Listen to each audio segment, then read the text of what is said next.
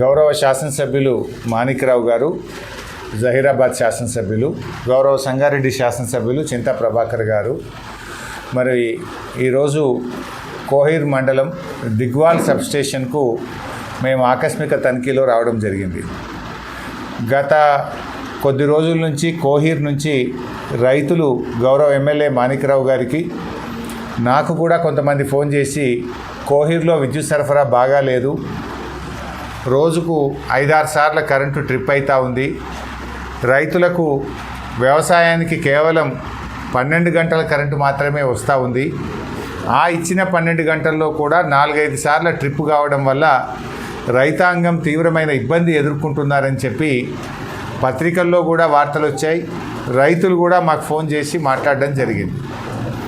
సరే, ఈరోజు మాణిక్రావు గారు, నేను, చింతా ప్రభాకర్ గారు సర్ప్రైజ్ విజిట్లో దిగ్వాల్ 33/11 kV సబ్స్టేషన్కు రావడం జరిగింది.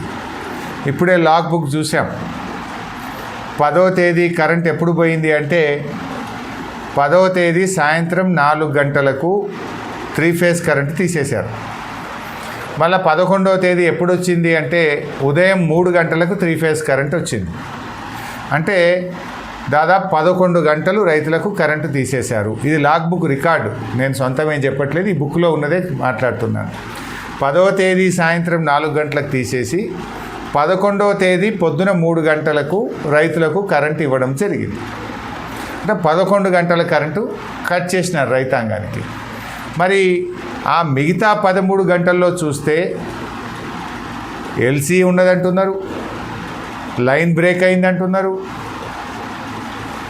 ట్రిప్ అయిందంటున్నారు, అట్లా మరొక 5 సార్లు పోతుంది. ఆ ఇచ్చిన 13 గంటల్లో కూడా కనీసం రోజుకు 5 సార్లు ట్రిప్ అవుతూ ఉంది.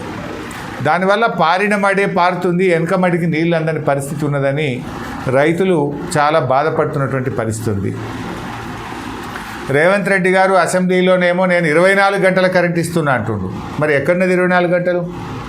లాగ్ బుక్లో చూస్తే చెప్తున్నది, లాగ్ బుక్లో రాసింది 13 గంటలు, మధ్యలో ఉన్న ఎల్సీ కావచ్చు, ట్రిప్ అవుట్ కావచ్చు, లైన్ బ్రేక్ కావచ్చు, అవన్నీ తీసేస్తే 12 గంటల కరెంటు కూడా రైతుకు రావడం లేదు.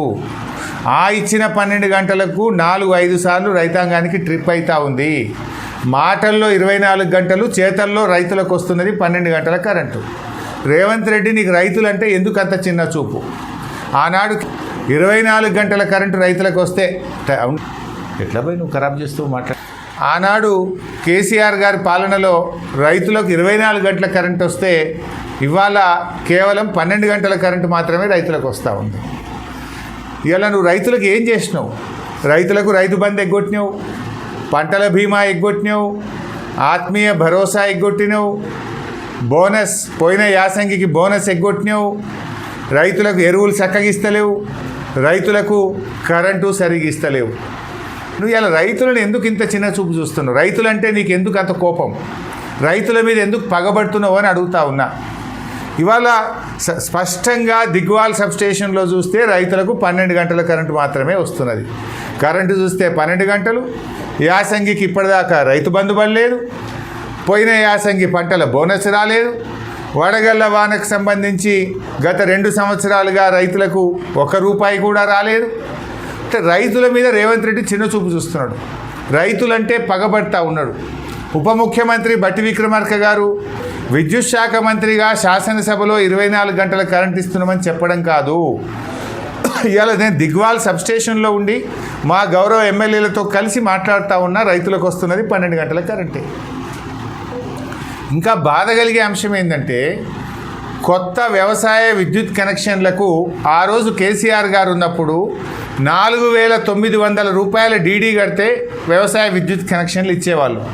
ఇవాళ రేవంత్ రెడ్డి వచ్చినాక డబుల్ చేసిండు, 9,700 చేసిండు డీడీని. అదే ఆ రోజు 4,900కే విద్యుత్ కనెక్షన్ ఇస్తే ఇవాళ నువ్వు 9,700 రూపాయలకి ఎందుకు పెంచినావు? డబుల్ ఎందుకు చేసినావు? రైతులకు నువ్వు తగ్గిస్తావా, పెంచుతావా? మాటల్లో రైతు ప్రభుత్వం, చేతల్లో రైతు వ్యతిరేక ప్రభుత్వం. ఇలా వ్యవసాయ విద్యుత్ కనెక్షన్లకు, కొత్త కనెక్షన్లకు డబుల్ రేట్ చేసినావు, 9,700కి పెంచినావు. రాష్ట్ర వ్యాప్తంగా వేలాది వ్యవసాయ విద్యుత్ కనెక్షన్లు పెండింగ్లో ఉన్నాయి. కనెక్షన్లు రిలీజ్ చేయడంలో కూడా ఆలస్యం జరుగుతూ ఉంది. స్టోర్లో మెటీరియల్ లేదు, రైతులు ఇబ్బంది పడుతూ ఉన్నారు, కాలిపోయిన ట్రాన్స్ఫార్మర్లకు రైతుల మీదనే భారం పడుతూ ఉంది, వెంటనే ట్రాన్స్ఫార్మర్లు మార్చడం లేదు, లో వోల్టేజ్ ఉన్న చోట అడిషనల్ డిటిఆర్లు పెట్టడంలో ప్రభుత్వం ఫెయిల్ అయిపోయింది. ఇది ఇలా నిజంగా రైతులు నేను అడుగుతా ఉన్నా, ఇప్పుడు డిమాండ్ చేస్తూ ఉన్నా దిగువాల నుంచి, రేపటి నుంచి అన్న రైతులకు 24 గంటల కరెంట్ ఇవ్వండి, లేదంటే చెంపలేసుకొని తప్పైంది మేము 24 గంటలు ఇయ్యము 12 గంటలే ఇస్తాము అని చెప్పండి. చెప్పుడు 24 గంటలు ఏంది, ఇచ్చుడు 12 గంటలు ఏంది అని అడుగుతా ఉన్నా.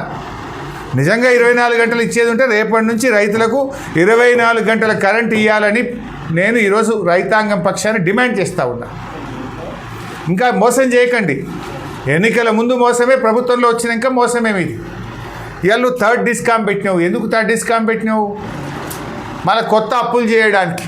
ఎస్పీడీసీఎల్లో ఎన్పీడీసీఎల్లో కొత్త అప్పుల కోసమే థర్డ్ డిస్కామ్ బుట్టించినావు.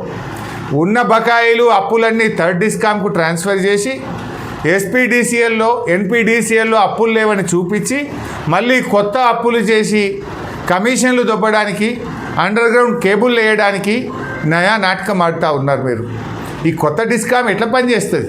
ఒక గ్రామం ఉంటే ఆ గ్రామంలో ఇండ్లు ఉంటాయి, ఇండ్లకు ఒక ఏఈ ఉంటాడు, వ్యవసాయ బావులకు ఒక ఏఈ ఉంటాడా? ఎట్లా జరుగుతుంది? ప్రాక్టికాలిటీ ఎక్కడుంది అందులో?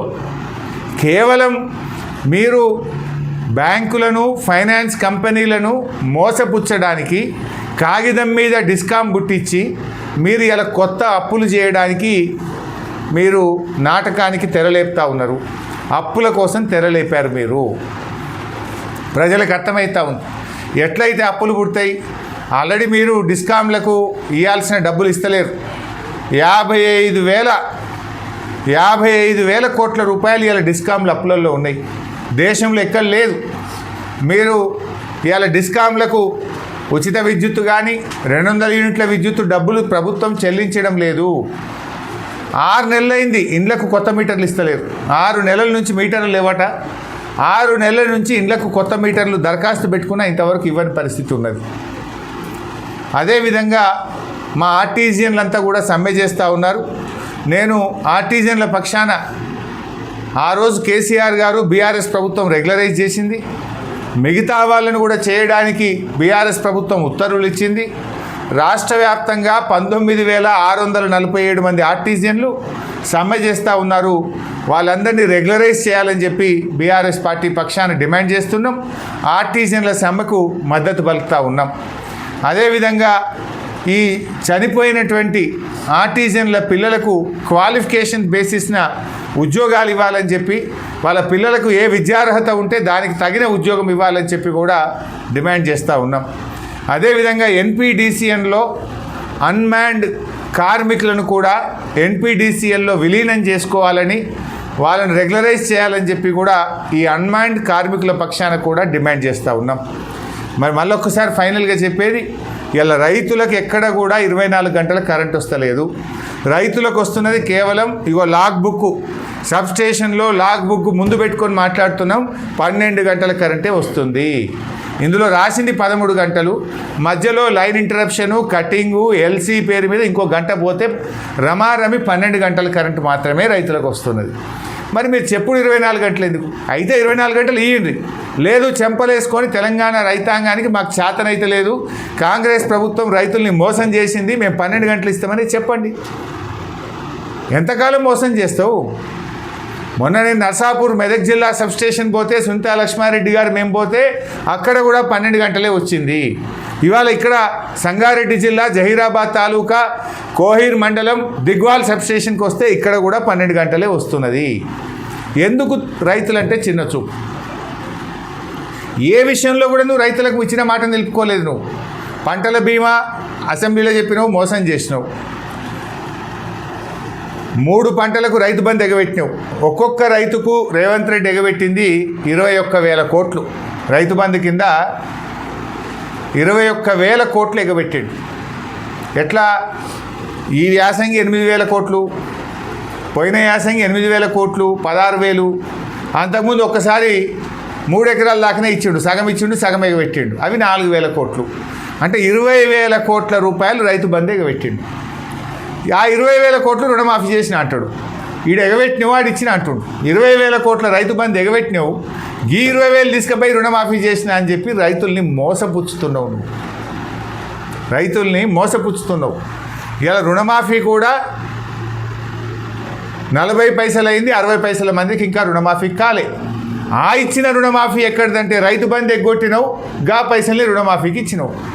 2.5 పంటలకు ఇవ్వలేను, 2 సార్లు మొత్తానికే రైతు బంధు ఇవ్వలేదు, ఒకసారి 3 ఎకరాల దాకానే ఇచ్చినావు. అంటే 20,000 కోట్ల రూపాయల రైతు బంధు ఎగబెట్టినావు, 20,000 కోట్లు గవే రుణమాఫీకి ఇచ్చినావు. అంటే నీ రుణమాఫీ బోగస్. రుణమాఫీ పేరిట రైతులకు దగా చేసినావు, రైతు బంధు ఎగ్గొట్టినావు. నువ్వు నీ 15,000 రైతు బంధు ఏమో కానీ ఉన్న రైతు బంధు కూడా ఇస్తలేవు. నువ్వు బీఆర్ఎస్ ప్రభుత్వం ఉన్నప్పుడు బరాబర్ రైతు బంధు కరోనా వచ్చినా ఇచ్చింది, కష్టం వచ్చినా ఇచ్చింది. 11 విడతలు బరాబర్ ఆగకుండా రైతు బంధు ఇచ్చినావు. నువ్వు ఈ గవర్నమెంట్ వచ్చినాక 5 విడతలే ఇప్పటికీ. 5 విడతల్లో నువ్వు 3 విడతల రైతు బంధు ఎగ్గొట్టినావు, 2 సార్లు మాత్రమే ఇచ్చినావు. రైతు బంధుకు రామ్ రామ్ చేసినావు, 24 గంటల కరెంటుకు రామ్ చేసినావు, పంటల బీమాకు రామ్ చేసినావు. అంతా మోసం అయిపోయింది. ఇప్పటికైనా మేము రేవంత్ రెడ్డి డిమాండ్ చేస్తున్నాం, రైతాంగానికి తక్షణమే 24 గంటల కరెంటు ఇవ్వాలని, వ్యవసాయ విద్యుత్ కనెక్షన్లు విడుదల చేయాలని, ఇండ్లకు డబ్బులు కట్టిన వారికి తక్షణమే మీటర్లు పెట్టాలని, అదేవిధంగా రైతు బంధు యాసంగి డబ్బులు తక్షణమే విడుదల చేయాలని, ఆర్టిజన్స్ అందరినీ రెగ్యులరైజ్ చేయాలని చెప్పి బీఆర్ఎస్ పార్టీ పక్షాన డిమాండ్